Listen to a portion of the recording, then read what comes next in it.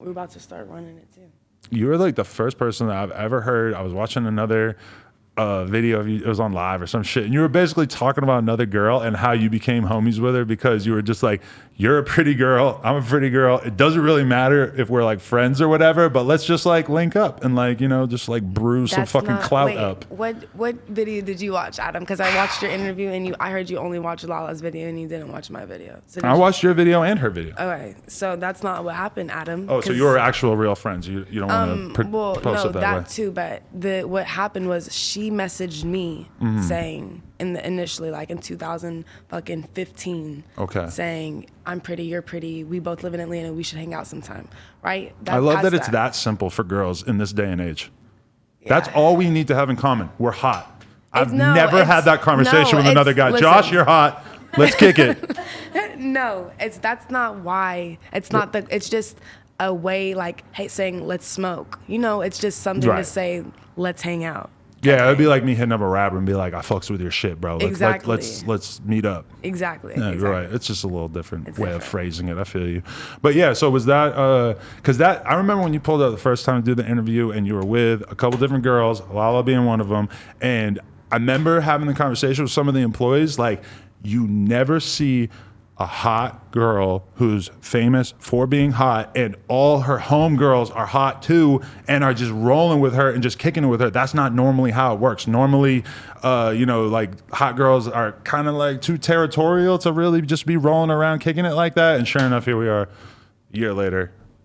But didn't work out. It didn't work out. But with her. You still got an army? Okay. I don't want to like undersell women in general. No, I have, but like, I mean, in general, everybody's fucking beautiful. We had the same conversation last time. Everybody's beautiful, but all my friends are beautiful. But you know, snake is a snake, and we keep snakes away. But see, okay, this is what I don't really get about you is that it's so obvious that you were done with Lil Tjay and you were not going to date him. It was nothing was going to happen there. Why can't she fuck with him afterwards? Adam, it's called principle. But what is the principle that once somebody has sex with one person, they can't have sex with another person who's friends with? If you're my sis and I'm taking care of you, you don't look at any nigga I touch. You don't do that, Adam. I don't know what type of bro code y'all keep. I'm in the porn world, so to us, it's kind of like everybody's fucking everybody. It doesn't really seem like that big of a deal. I feel like I have a different perspective. No. That's not right. We don't do that. Right. So that's something that you would kind of expect from. But okay. To what extent do you have to be fucking with a guy before he is now? It was public. It was especially the fact that it was made public. If it would be one thing if it wasn't made public. Right. But she's fucked with a few other dudes that weren't public. Because this kept happening to you, where she was dealing with guys that you had passed with, right? It was repeated behavior, but this was public, so it was just, it was different. So. Because you hadn't, but when she started kicking it with TJ, what terms were you on with TJ? Because you guys did have that initial blowout, but then you kind of become cool after that? Yeah, we became cordial. We were cordial. I would bring her with me. Like, we did a song after that, like, recently. Like, literally a week before they came out publicly, I was bringing her with me to the studio or bring me with him. Like, he had a studio in his crib. Like, I would bring her with me. But me and TJ were just friends because I had my nigga at the time. But, like, And it's just like, it's regardless. Even if I'm not fucking with the nigga, you don't do that. It's just weird. But I don't want to seem pressed about this. No, but I mean, if you made it clear to her that was kind of like something that you expected of your friends. Like You don't have to, that's an unspoken thing you say. Okay. Like, you don't backstab somebody. It's just something you don't do. See, I feel you, because if there was somebody that I really didn't fuck with to the point that I wanted to make it clear to all my friends, like, yo, I don't want you guys fucking with him because I don't fuck with him to that extent. I just feel like I would make that really clear and like verbalize that, because I maybe wouldn't just assume that they were going to have that same thing. I don't know, but we're past that. We're past it. I have a king. You have a new king? Just kidding. No. The last time we were going to do this interview, I was like, this is going to be weird, because you were literally like getting off the private jet. Like, and not the last interview that we did, but this was scheduled for a few weeks or a month or so ago. And you were getting off the private jet from hanging out with DDG in Vegas. And I'm like, wow, this is going to be interesting. Yeah. But then it didn't work out. What happened? Yeah. With what? Because you guys broke up like soon after, right? Yeah, we did break up. Yeah. Right. What happened? Why?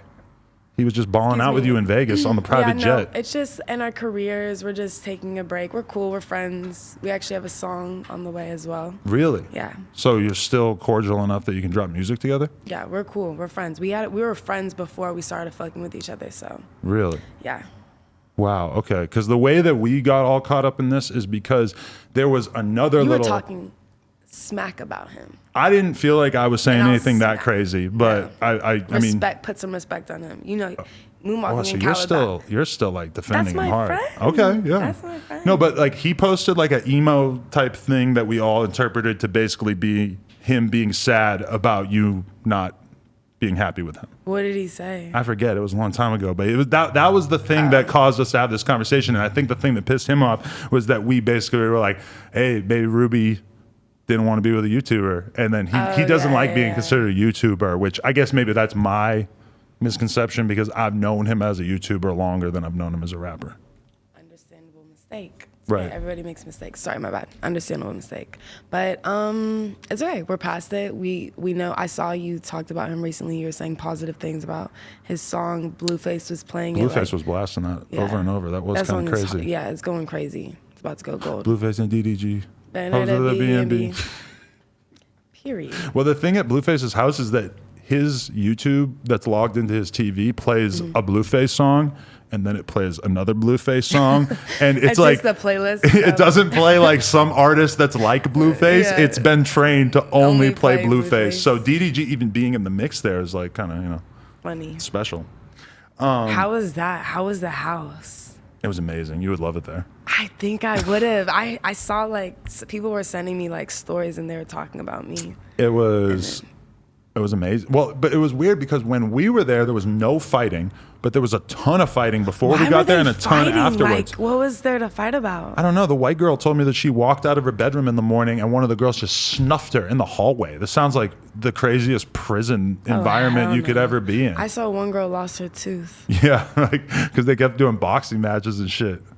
They got the tooth fixed right away though, actually, which is pretty amazing. But then it comes out because I saw another thing and it came out when she's sucking her pacifier. She sucks a pacifier all the time. Yeah, I didn't really figure that out why she was doing that. That was weird. I liked all those girls though. They were super cool while we were there. They seemed cool. And then we left and they just started fighting again. Like, what's the house for? Is there something that they're winning at the end? Is it money? No, it's relationship? According to Blueface, it's all about just him trying to help them become more ladylike and help them attract a better man than maybe what they've been dealing with. Really? I mean, that's what he said, and he honestly seemed pretty sincere about it. That's good. No, he's a nice guy. He's different than what is his persona. I like Blueface a lot, and actually, I really think it takes a special kind of guy to be able to be in that environment with all these different girls, have them like you. Like, they all seem to unanimously like him, which is kind of unique. And he didn't seem like he was fucking with any of them like that. And he was just, trying to help them become better women, I guess. That's lit. So do you have any plans for OnlyFans, though? Like, where are you trying to take OnlyFans? And are you still doing as much revenue as you were doing in the beginning? No, because I haven't been as active, but I'm about to get active. I'm about to get very active. I have an assistant now who's going to take photos and follow me and be with me. That's smart. We're about to get it active and popping. Right. Because that money, compare that money to the music industry money. It's crazy. Crazy.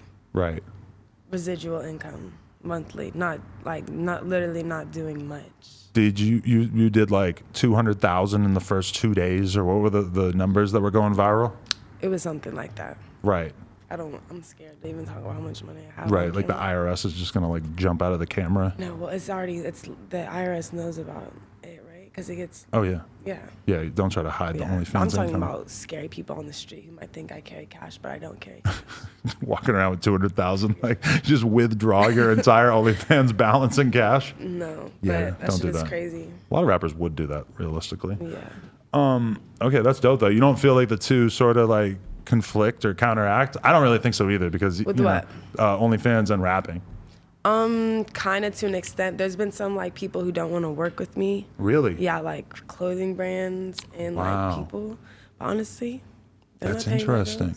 But you're not even like naked on it. I feel like OnlyFans is like slowly becoming more normalized in a way, but I guess I'm not surprised that certain brands don't see it that way. Yeah. That's interesting. I'm not tripping. Yeah, fuck them. But yeah, like as a rapper though, do you ever worry that like kind of that you might be like over sexualizing yourself at times? Like, is that even a thing anymore?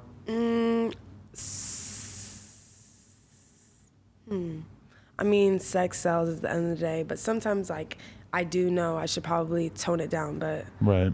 I I know what the audience likes, so sometimes I feel the need to do what the audience wants. I think that in a world where WAP was one of the biggest songs of the year, and, you know, obviously both of the girls were revealing just about as much skin as you could possibly imagine anybody revealing, and it doesn't feel like anybody is like taking Cardi B less seriously or Megan less seriously. Yeah. I don't feel like it's a real risk anymore. Yeah, I feel like a few years ago it would have been like, it would be hard to manage. But I mean, you know. You have to do it in a certain way too, though. Yeah. Because some girls who are doing it, they get, you know, like me. People are, I'm not, like, I'm kind of, no, I'm very promiscuous, but like, do you see my, you know what comments I get. And like, you guys purposely will post me on your page knowing that the comments. What, saying what? Just stuff. Like people, but it's okay. I understand. It's what you do. Right. I understand. It's engagement. I mean, but I do it too. I set myself up for it too. Me or the PS5. Right. No, but okay, let's put it this way. I remember that this was like right when COVID came out, or it was within the first few weeks, because I remember I was sitting in line at the COVID testing thing, and all of a sudden it just explodes on Twitter that you and TJ were getting into this beef. And I was like saying to my girl at the time, I'm like, honestly, like, I feel like this is huge for her. Like, regardless of the fact that this might seem like bad energy or whatever, I still think that like there's a ton of people that are finding out who Rubi is from this for the first time. And that's probably still ultimately good for her. I mean, to an extent, yeah, it did give me publicity sometimes, but it's like, it's something I have to live with. I'm for the, like, since that, like before people used to call me a hoe here and there, but now it's Rubi's for the streets, Rubi's for the streets, you know, that whole thing. Like, she can't get a flight back. Like, people think I was poor. I don't know what was going on. But Right. so that's just, but I mean, I guess people do know me, but it's like, is that a good thing? Yeah. But honestly, it comes with this shit. Do you like go out of your way to avoid that? Like, clearly when I asked you about DDG, I know you could tell me a messier version of what happened with you and him than what you're actually saying. Are you actively going out of your way to avoid being messy now? Of course. Right. Of course. Because with the TJ situation, it was kind of like she might want to be a little bit more careful, because this is ridiculous that this is even happening, where like you're kind of getting clowned on camera and shit, you know? Like, bro, no, I don't know. That was like weird. Niggas, but honestly, niggas are scary, and niggas record, like niggas are bitches and record and like want to be caught up and like want to set yourself up to get caught. Like, it's just weird. Niggas are groupies, bro. Well, so you're kind of a lick at this point. Like, if you were to give some pussy to someone who is basically like a bum ass dude who like needs the attention, you could almost like count on him putting it on the internet as soon as you stop giving him attention. Yeah, which is scary and sad. So that's why I'm focused on the music. Right. Period. Like, the music and the money keeps me company, and my family and my friends. That's smart.